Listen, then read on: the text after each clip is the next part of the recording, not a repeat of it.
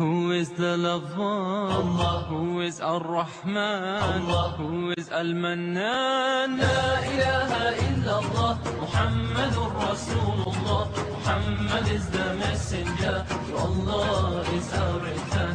La ilaha illallah. Muhammadur Rasulullah. Muhammad is the messenger. To Allah is our return.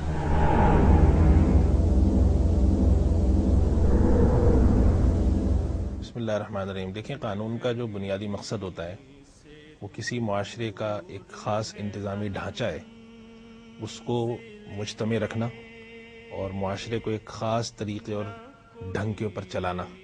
معاشرے کے اندر مختلف مفادات والے، مختلف خیالات والے اور بعض دفعہ متصادم نظریات والے لوگ، متصادم ضروریات والے لوگ ہوتے ہیں، تو ان کو ایک نظم کے تحت لانا، ایک انتظام کے تحت پورے معاشرے کو چلانا، یہ بنیادی طور پہ کسی بھی ملک میں، کسی بھی معاشرے میں، کسی بھی قسم کے قانون کا مقصد ہوتا ہے. چاہے وہ قانون معاشیات سے متعلق ہو، سماجیات سے متعلق ہو، سیاسیات سے متعلق ہو، انتظامی اجتماعی نوعیت کا ہو یا اختصاصی نوعیت کا ہو، یعنی کہ خاص کسی سیگمنٹ کے لیے ہو، سیکٹر کے لیے ہو، لیکن بنیادی مقصد اس کا یہ ہوتا ہے کہ ہم اس معاشرے کے انتظام کو بہتر سے بہتر طریقے پہ چلائیں.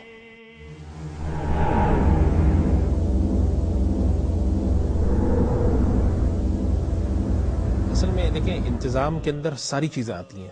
اس انتظام کے اندر یہ بھی آتا ہے کہ معاشرے کے اندر ظاہر ہے کہ جب معاشرے کے اندر سارے افراد مختلف ضروریات کے ساتھ موجود ہیں، ایک شخص کی ایک ضرورت ہے، دوسری کی دوسری ضرورت ہے، تو ایک مقصد انتظام کا ہوتا ہے کہ بسا اوقات وسائل کم ہیں اور آپ کے پاس جو طلب ہے وہ زیادہ ہے، تو اس کو ایک انتظامی شکل میں لانا.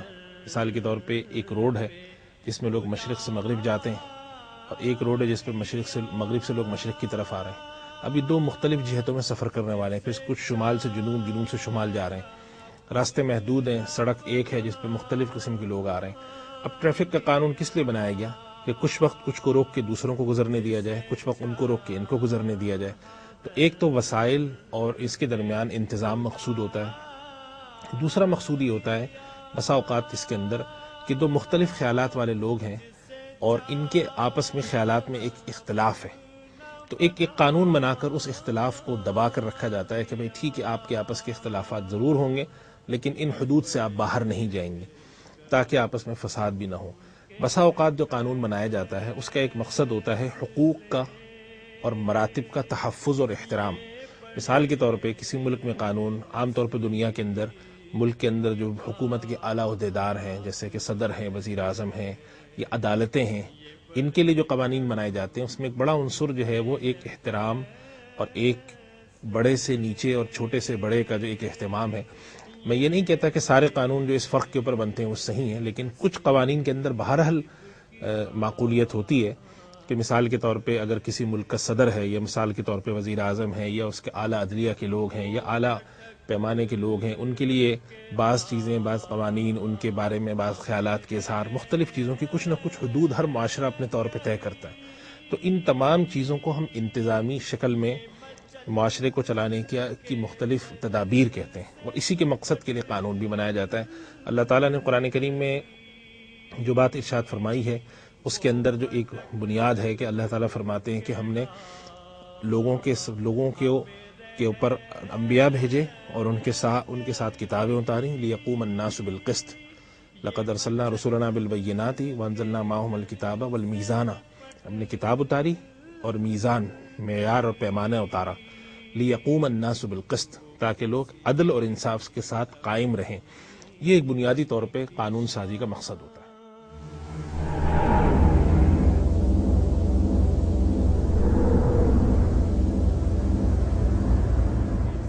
کہ قوانین دو طرح کے ہیں. اللہ تعالیٰ نے کچھ چیزیں تو انسان کی فطرت میں ودیت کی، تو انسان چاہے کسی بھی مذہب کا ہو، کسی بھی معاشرے میں رہتا ہو، کسی بھی علاقے کا رہنے والا ہو، کسی رنگ، کسی نسل کا ہو، وہ کچھ چیزوں کو غلط سمجھتا ہے، جس کے اندر چوری ہے، ڈاکہ ہے، حقوق مارنا ہے، لوگوں کو تکلیف پہنچانا ہے. یہ ہر معاشرہ اس کو برا سمجھے گا. کچھ چیزیں انسان کے اندر ایسی ہوتی ہیں جس کا تعلق اس کے مذہب سے، اس کے علاقے سے، اس کی روایات سے، اس کی سماجی رکھ رکھاؤ اور سماجی ساخت سے ہوتا ہے. ممکن ہے کہ ایک چیز کسی معاشرے میں بہت اہم سمجھی جاتی ہو تو دوسرے معاشرے میں اس کی اہمیت نہ ہو. تو اس کے لحاظ سے قوانین ہمیشہ دو طرح کے ہمارے معاشرے میں ایگزسٹ کریں گے دنیا میں. ایک قانون وہ ہوگا جو کہ اس جرم کے تشخص کے حوالے سے بنایا جائے گا یا متعین کیا جائے گا، جو اس معاشرے میں بھی جرم سمجھا جاتا ہے، پوری دنیا میں بھی، جیسے قتل کی مثال ہے، جیسے چوری کی مثال ہے، اور اس قسم کے جو دوسرے حقوق کے مارے جانے کے قوانین ہیں. اب یہ دنیا میں ہر ملک میں ہو سکتا ہے کہ اس کی سزا میں تھوڑا سا فرق ہو، لیکن یہ جرم سمجھے جاتے ہیں. لیکن اس کے مقابلے میں ممکن ہے کہ ایک قانون مغرب میں قانون ہو لیکن مشرق میں اس کی وہ اہمیت نہ ہو، یا مشرق میں ایک چیز ایک قانون ہے اور مغرب میں اس کی اہمیت نہیں. یا اسی طریقے سے مذہب کے لحاظ سے ایک مذہب میں ایک چیز کی اہمیت ہے تو دوسرے مذہب کے ماننے والے اس چیز کی اتنی اہمیت نہیں رکھتے. یا اسی طریقے سے ممکن ہے کہ رنگ اور نسل کے لحاظ سے ایک جگہ پہ ایک خاص رنگ کے رہنے والے لوگ ہیں، ان کے ایک چیز کی اہمیت ہے، تو دوسری جگہ دوسرے رہنے والے لوگوں کی نظر میں اس دوسرے رنگ کے لوگوں کی نظر میں اس بات کی اہمیت نہیں ہے. تو دنیا بھر کے جو قوانین ہیں وہ ہمیشہ ان دو شکلوں میں ایگزسٹ کرتے ہیں. ایک شکل ہوتی ہے اجتماعی اور عام قوانین کی، ایک ہوتی ہے اختصاصی اور خاص قوانین کی. ان دونوں کے لحاظ سے جو ہے وہ فرق پڑتا ہے، اور ہر معاشرہ دوسرے معاشرے کے اندر کے وہ خاص قوانین جو ہیں، دیکھیں قانون کے اوپر اس کے لاجیکل ہونے پر، یعنی کہ اس کے عقل کے تقاضوں کے مطابق ہونے یا نہ ہونے پر گفتگو ایک الگ بات ہے، لیکن اس قانون کے احترام یا اس قانون کے حوالے سے اس کے اندر غیر ضروری دخل اندازی کرنا ایک الگ موضوع ہے. ہو سکتا ہے کہ ایک چیز ہے جس کو میں غلط سمجھتا ہوں، میں اس کے اوپر یہ گفتگو کر رہا ہوں کہ بھئی یہ قانون جو ہے یہ غلط بنایا گیا ہے، لیکن اگر میرے اس تنقید میں، میرے اس اعتراض میں اگر کوئی وزن نہیں ہے، یا میرا اعتراض جو ہے وہ کسی خاص پس منظر کی وجہ سے ہے، میں کہنا کچھ اور چاہتا ہوں اور کرنا کچھ اور چاہتا ہوں، تو پھر معاملے کی نوعیت بدل جاتی ہے. یہی چیز ہمارے ہاں بھی حیثیت رکھتی ہے کہ ممکن ہے کہ ایک چیز میرے ہاں قانون کا درجہ نہ رکھتی ہو، دوسرے ملک میں رکھتی ہو. اب اگر میں اس قانون کی مخالفت کر رہا ہوں جس کے پیچھے میرے کچھ اور مقاصد ہیں، نام میں نے اس قانون کا رکھا ہوا ہے، تو پھر وہ چیز جو ہے وہ قابل اعتراض ہو جاتی ہے. ہاں یہ ہو سکتا ہے کہ میں کہوں بھئی میرے ملک میں اس قانون کی اہمیت نہیں ہے، میں اپنے یہاں نہیں سمجھتا، لیکن اگر دوسرا ملک اس کو سمجھتا ہے تو ٹھیک ہے، وہ اس کو رکھے قانون کو اپنے یہاں، ان کے یہاں اگر کوئی اس کی معقولیت ہے اس قانون پہ وہ قائم رہے.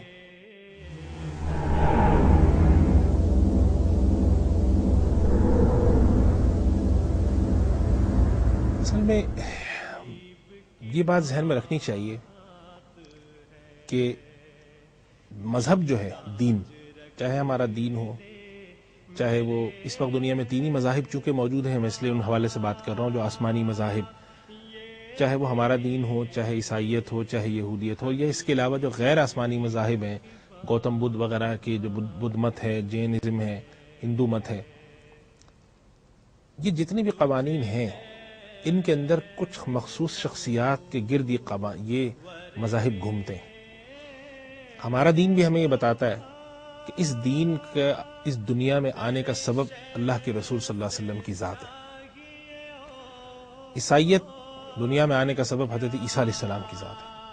اللہ تعالیٰ نے بندوں کے ساتھ جو خطاب کیا ہے وہ جن شخصیات کے ذریعے کیا ہے وہ شخصیات انبیاء کرام ہیں. اور وہ انبیاء کرام صرف اس وجہ سے نہیں ہم ان کی تعظیم کرتے، اس وجہ سے ظاہر تعظیم کی بنیادی وجہ تو یہی ہے، لیکن صرف یہی وجہ نہیں ہے کہ وہ اللہ کے نبی ہیں یا مثال کے طور پہ اللہ تعالیٰ کے فرستادہ لوگوں میں سے ہیں، بلکہ ساتھ ساتھ یہ کہ وہ اپنی ذاتی شخصیات میں ان کا بہت اعلیٰ کردار کے تھے، ان کی تعلیمات انسانیت کے روح کے قریب ہیں.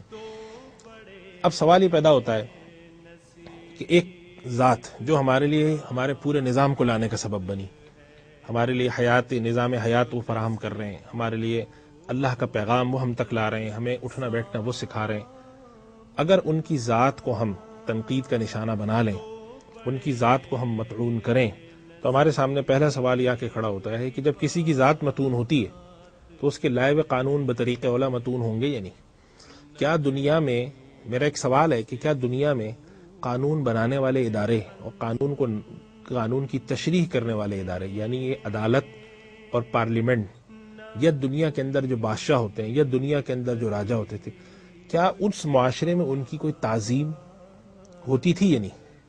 آج بھی ہوتی ہے. تو اس کا مطلب یہ ہے کہ انسانی معاشرے میں یہ بات موجود ہے کہ بھئی جو شخص یا جو ادارہ ہمیں قانون دے رہا ہے یا جس کی کو ہم فالو کر رہے ہیں، اگر ہم اسی کو گالیاں دینا شروع کر دیں، اسی کی ذات کو تمسخر کا نشانہ بنانا شروع کر دیں، تو پھر وہ قانون بے معنی ہے.